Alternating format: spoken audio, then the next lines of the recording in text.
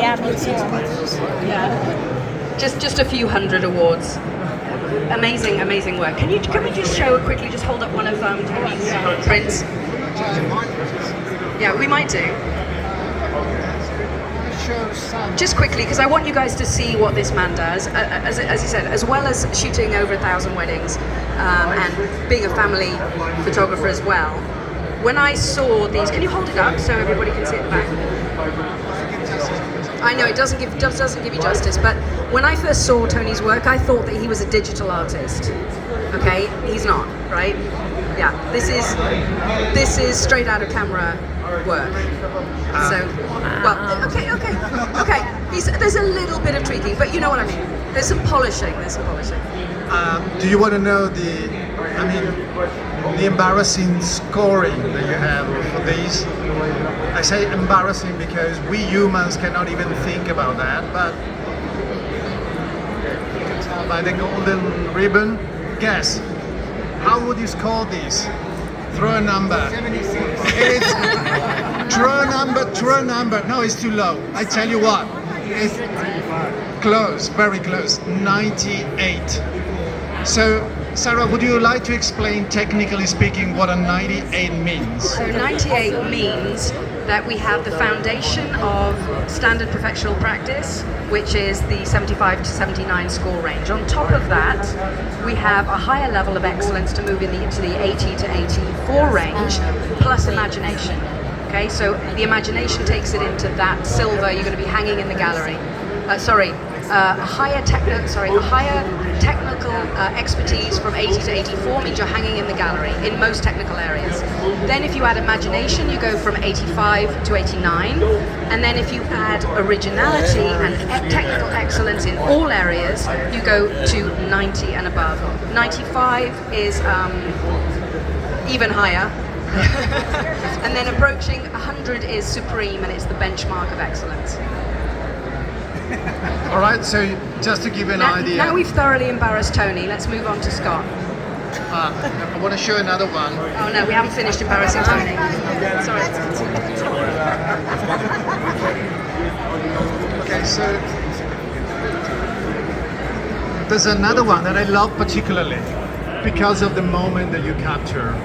And I had the blast of spending a few minutes with Tony and Kelly Brown in London during SWPP, so next week basically, a couple of years ago, and we were talking about that, about this print, and you explained me what was the moment, why you captured, what was the drama going on, and I nearly fainted. It was just amazing. Tony, would you like to explain briefly what was this? Why did you capture? What's the story behind?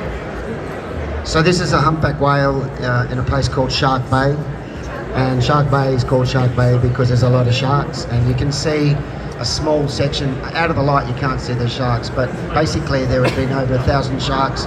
The area of sharks would have been out here, all out there, and I just got that from a small plane coming down to about 500 feet.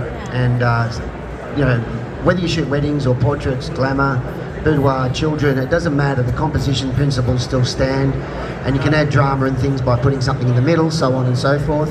It happened to be a wildlife shot and a very rare one, and it did quite well over at SWPP, so yeah.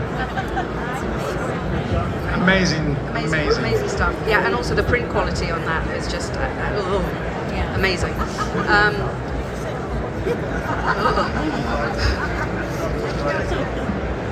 Okay, Scott Johnson, would you like to talk about yourself? Hello, I'm Scott. I'm from merry old England. You can probably tell by my accent, and I try to talk nice and slow so you can all understand me. I've been very privileged to be a judge for the last 8 years in the UK, and then had the honour of being invited across the WPPI before the pandemic, and had Tony as my chair, and I learned from this man on my right, so you're all privileged to be sitting here and listening to him speak. I've judged for the World Cup. I photograph mainly weddings, but I've always said in workshops that I do, I'm a photographer that photographs weddings, not a wedding photographer, because I'll shoot sport, I'll shoot street, architecture. I like to combine the two with images that I take on a wedding day. So this is a real wedding that we took during the pandemic, one of my favourite pictures. and it didn't do as well as Tony's at SWPP, but it did all right.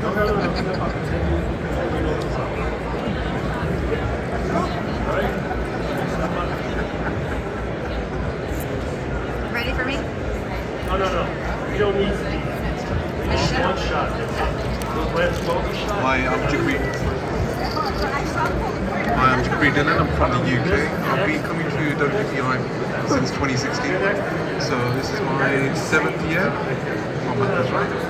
And so I photographed this, I think, about 4 years ago. So I pushed myself more of a photojournalist than a photographer because I love moments. I love being in people's spaces. And I've been photographing just under 10 years, and in 2019 I was luckily and very happily invited to judge in this competition, and it just completely transformed my career. And till today I still get scores of 72, 73s, but that's what's propelled me to improve every year. And I love those scores. This is a challenge for the following year, so what else can I do? So yes, down to Michelle. Michelle Celentano. Thank you. I'll stand up. I mean, I was standing up, and now I'm standing up. I'm Michelle Celentano, and I think this is my 27th year at WPPI. It has been a benchmark of my life and my career. I feel like it's my longest standing relationship. I've met, it is really so sad. Anyway, I've been a judge and a chairperson for many years. This is just an incredible industry sitting here with these amazing photographers. None of my prints are up here because I haven't entered in quite some time, but I did score a perfect 100 once, many years ago, with photojournalistic image, and I stopped entering after that because I thought, how am I ever going to top that?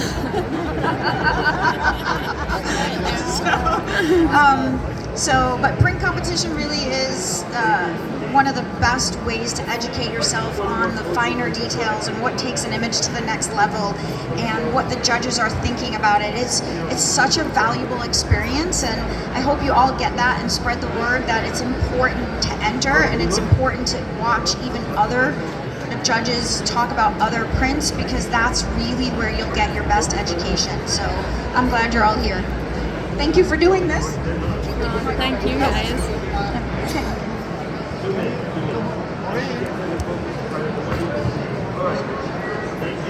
Calling Maureen Nisus.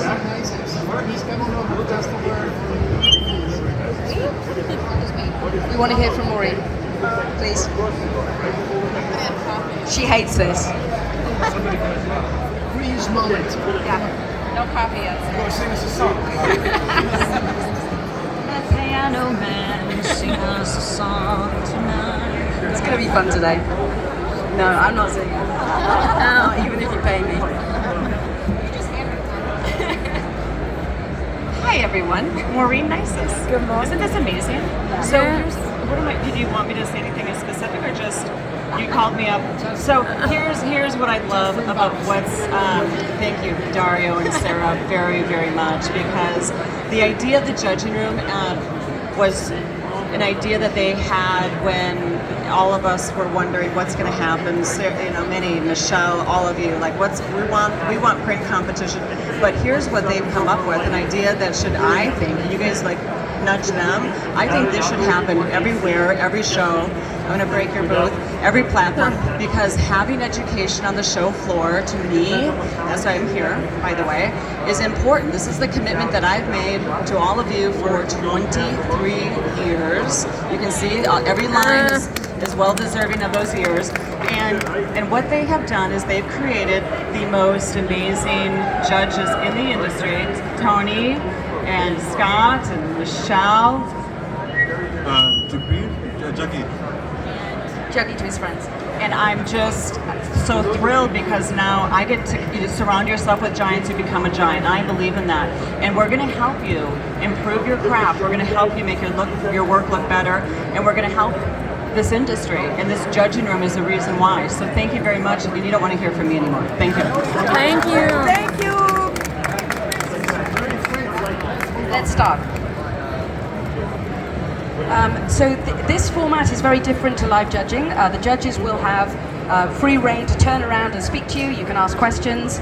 and I will just move them on if it starts taking. It's a little bit more informal than the usual live judging. So this is our first print. So judges, you have 5 to 10 minutes each.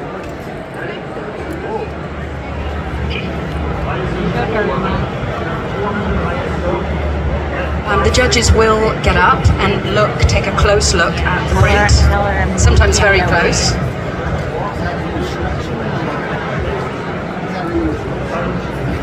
No, they don't have to, but sometimes they will.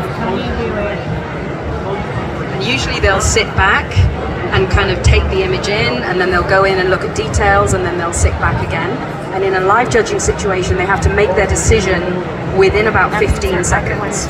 So this is why we need trained, experienced judges. And Scott, by the way, is a trainer of judges. In the United Kingdom, we have a judging school that I've taken part in and Dario's taken part in, and that's required in order to be a judge in the UK. And Scott actually trains this. So, are you ready to start in no particular order?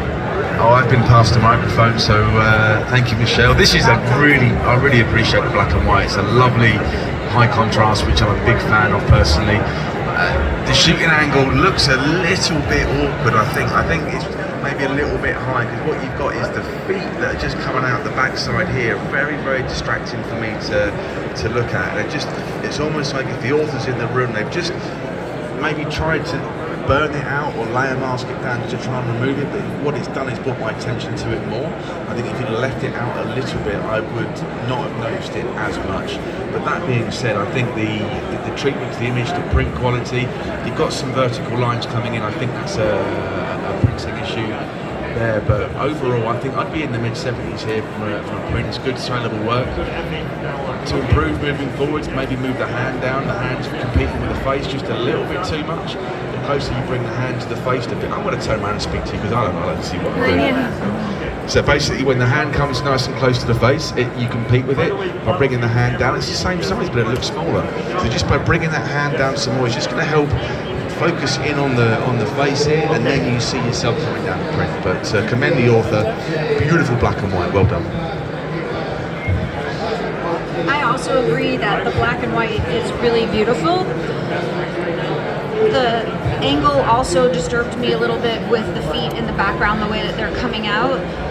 The hand here definitely needs some refining. If you look at the way the wrist is bent, it almost looks amputated, because it's hard to see the origin of the arm that's connected to the wrist.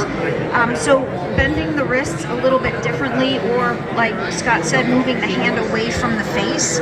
I feel like this area has been overburned just a drop on her arm and needs just a little bit of work. This part is not quite as burned as the rest. Also try to avoid the back of palms when we're posing women. The sides of the hands are much more graceful and pretty. So even with her arm on the ground, having her hand lay out this way or turning it this way would make it a little bit more graceful than seeing the back of the hand like this. Because these two items are competing with that beautiful face, and the face is beautifully lit, the makeup is on point, the expression is flawless, and so we want to look at that, but there's all of these other distracting elements that are drawing us away from the main point of that portrait. Guys, great comments. Very similar to what I was going to say. I think a few refinements could have really elevated this image. I think it's very daring, and hats off to the author to place the model onto the ground. It's very difficult to shoot this way. I think that if the hair was more taken back and spread out, it would have created more of a line going into the body. And just repeating to what Scott and Michelle have said, just the amputation of the hand and even the leg, and also to create more narrative. If the eyes are sort of to the side, it kind of lose the story. I'd like to see the eyes more, so maybe looking right into the camera, or just keep them completely closed. To improve that, I would say just lift the neck up and look straight into the camera, or just keep them closed to make the story more of a mystery. On that note, and this is why judging is so much fun, I actually love the way the eyes are and feel that it gives the image more mystery. I feel like the expression would be lost if the eyes were closed all the way.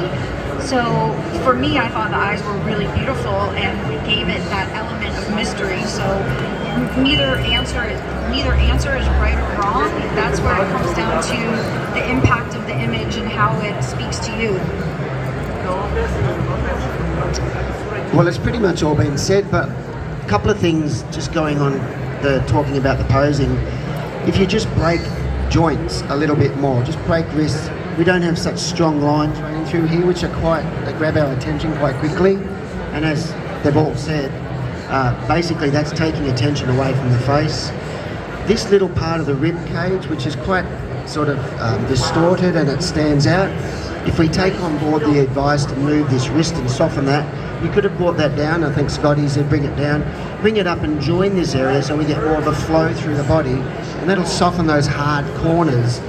Because one of the most important things in photographing, particularly females, is congruency in your image. And this is a delicate, she's meant to look sensual, soft, and yet we've got a lot of hard elements within the actual print, the way it's been presented. And the last little thing I'd add is, as been mentioned with the black, we're losing elements, and part of that's because of the posing, but also part of it is to do with the heaviness of that black transitioning so quickly. We're getting no detail to join those components of the body together, which is a little bit more fluid and soft and congruent with what we're looking at. A beautiful, elegant, sensual woman, and we've got all this harshness that's just conflicting with that, so when we look at it we don't get a complimentary message. So that's my addition to what's been said. Great judges. Do you have any idea of what you think this print would land in print competition in terms of scoring range, and any tips on how to take it up? Just a ballpark. Well, if you don't want to. you've already kind of given tips about what would take it up, but yeah, if we could give an idea about where you think it would land. I think I would be in the 76 range for this image, and all of the things we mentioned. I mean, if the maker is sitting here, it's, go back and try this. Okay. Go back and try this technique again, even if you call the same model and just tweak it and take several frames where you're moving the hands and you're seeing the difference in how they change the overall image, and then just consider different types of paper as well. This particular paper is going to really absorb those blacks and prevent more of a gradation from happening. And just watch those highlights on the feet. That's the beauty of this. The beauty of this is that it's not a wedding, and you can go back and ask this subject to come back to your studio and try it again. So. Yeah, I agree. I'd be solidly in the 75, 76 territory here, and I think what we've all mentioned would help elevate this up into the 80. Yeah, I was mid-70s for all the reasons that we've discussed, so I would have been happy with that. And I think the paper choice, as you say, maybe have a look at it. This is quite heavy, and I'd like to see something a little more delicate, perhaps. Yeah, I agree with the panel, definitely around 75. And just adding to where the author will be standing, guys, the author's already gained the trust from this beautiful, from a beautiful client. So just be physical, to soften the feature, just grab the hands, put your camera down, go close, grab the hands, and just move it yourself. You've already gained the trust, and that will definitely elevate the score. Just a reminder that the 75 and to 79 means solid, good professional practice. So this is a fantastic image. The client is going to love it. She's going to buy it. She's going to put it on her wall. You're doing a great job. We just need, what we're learning here is just those elements, those refinements, and they're going to take it out so that it hangs in a gallery at competition. Yeah, she's busy. She didn't even write back.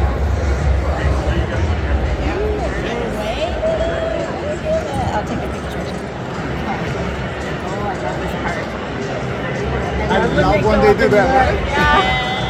So it's just. That's my favorite part. Get in there.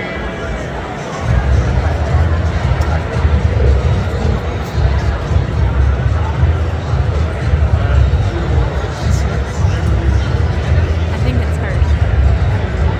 See that? I think it's. This is your one. Kelly? This is your. Garina. Oh, Garina. So was the one before.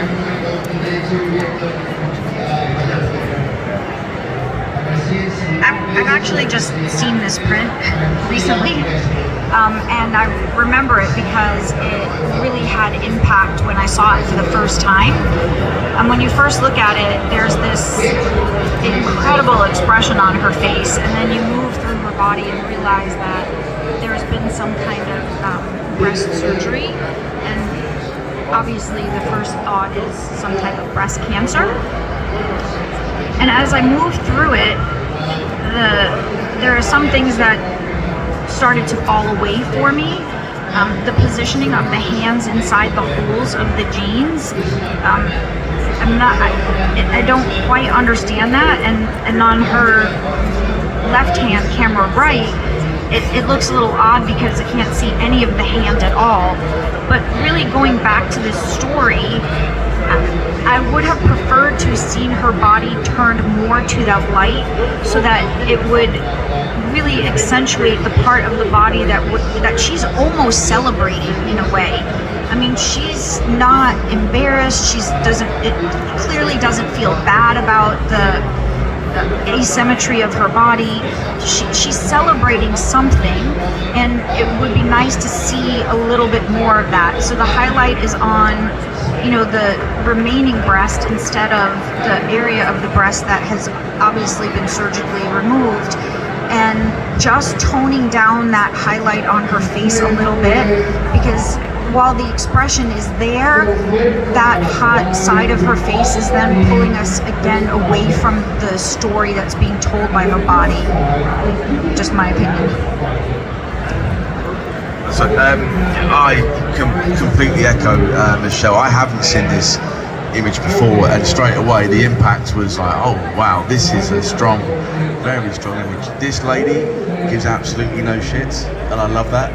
I absolutely love it. She doesn't care. She's almost celebrating that she's beaten it, and the expression of relief and excitement of what's to come in the next 4 or 5 years is really, really nice to see. I agree with Michelle. I think a little bit more of a change of angle. The light on the right hand side has caught the back of her head, and I think a little bit of refinement in the retouching. Just take that hairline down ever so slightly, just so we're seeing what we're meant to see first, rather than dancing around. But print quality is beautiful. I love the texture of the background. There's enough texture there to make the background interesting. I'm enjoying this print a lot. I probably feel a little different to you, Michelle. So that's what makes all this fun.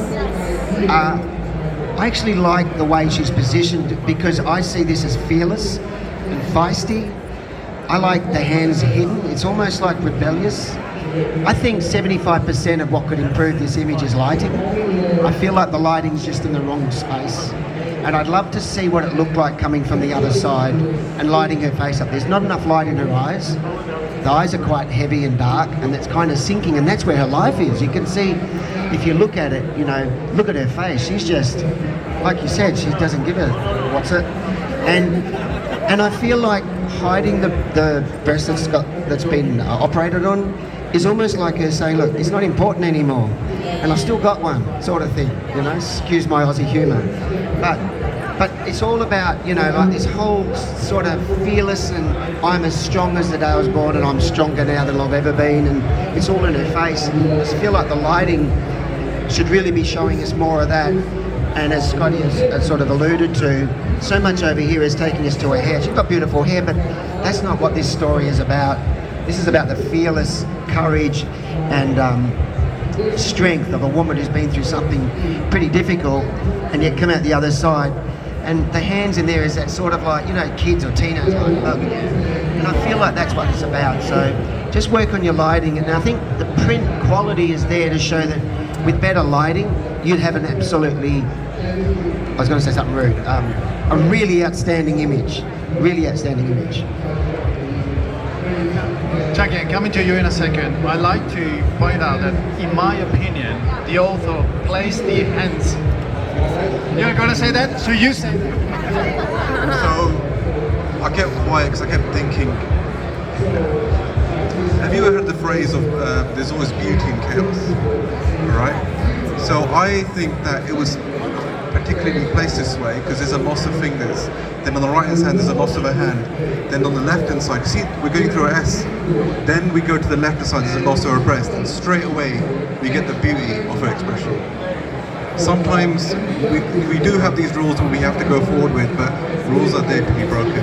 And originality is what freaks us out as judges, but we love that. So for me, as what Daria said, it was definitely placed that way. And even looked at her ripped jeans.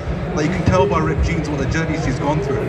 And yeah, I'm a bit of an emotional judge, so I freaked out inside when I saw this. But to get the judge's attention, think about originality, and think about storytelling without it being present just on emotion. If you can get the judges disagreeing, you're onto a good thing. I have a feeling this would be talked about and challenged in competition. Yeah. I just want, real quick, like I would have been in the mid 80s for this. Like it speaks to me, so I mean it would be up there. I'm just going to say, it's one of the beauties of judging panels is there's an incredible respect. Like I respect everything they have to say, and it's more about different viewpoints. And when you enter a competition, it's very important to understand before you enter that you're getting the summation of 5 or 4 or 3 opinions, and none of them is entirely correct, but put together they give you a broad experience or a broad experiential opinion of what they're looking at, which you also have to weigh up against your own, and you should never let go of your own. But you know, everything Michelle said I can understand, but I was seeing it through a different eyes. I'm a bloke or a guy, in case you didn't notice, and Michelle's not, in case you didn't notice. So we're going to have different viewpoints, and we come from different cultures and countries and things like that. So that's the beauty of this. It's beautiful, and I agree with you with your take on changing the lighting. And in changing the lighting to the other side, it would also light the side that I was recommending to be lit. So with your change in lighting and my desire to see more of that side, it would accomplish both. Yeah, so. I think by placing the lighting where it is now, puts the area where she had surgery in the right place, that is in the shadows, is in the past. So I feel like the lighting does really push this image. I think there's a lot of rules that have been bent here and broken, and that's the beauty of it. I would definitely be scoring this in the high 90s, just with the emotion and love in the image. Can we have a round of applause then? Because that means that there would be a huge challenge, and this would be this would be an interesting one, right, Scott? Yeah, I think this, for me, this is the best part about print competition right now. It's the open discussion we have as judges, because initially I wasn't seeing it from what Tony's and Juggy's point of view, but now I'm sitting here and I'm listening. And the good thing about, if you're a good judge, you can take on board, and it's okay to be wrong.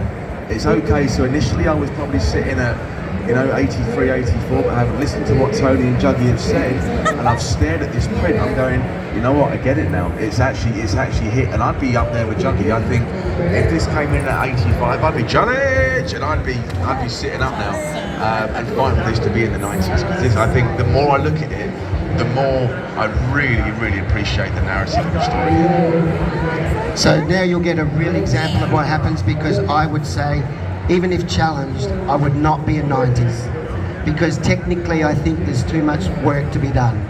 But I would certainly be sitting in the mid 80s, because emotionally it's got incredible impact.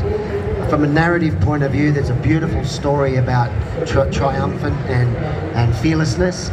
But I think part of the award system is about educating you both in technical quality, print quality, lighting quality, the ability to work with a client, bring out a narrative. All of those things come together when we start talking gold. Now that would be me speaking. The judges would then all have the chance to weigh up all of those opinions, and we would all score, and we might end up with 95, 93, 90, 86 and whatever, and you could end up with an average of 91 and it gets a gold, and I would be over the moon, because I know that the combined opinion has brought out the right score. Because there'll be a time when I'm fighting for a 98, not my own, somebody else's, and somebody else will see something that I don't see, and they'll be saying, in all good conscience, to bring forward our industry and to make sure we're awarding things that we all feel deserves to be there, they will stay where they need to stay. But as Scotty said, great judging is about, you know what, I never saw that. I'm going to go from my 81 to my 95. So I would stay in mid-80s for the reasons I gave, but I'd be applauding the author for getting a gold if that's where they ended up. Great, wonderful.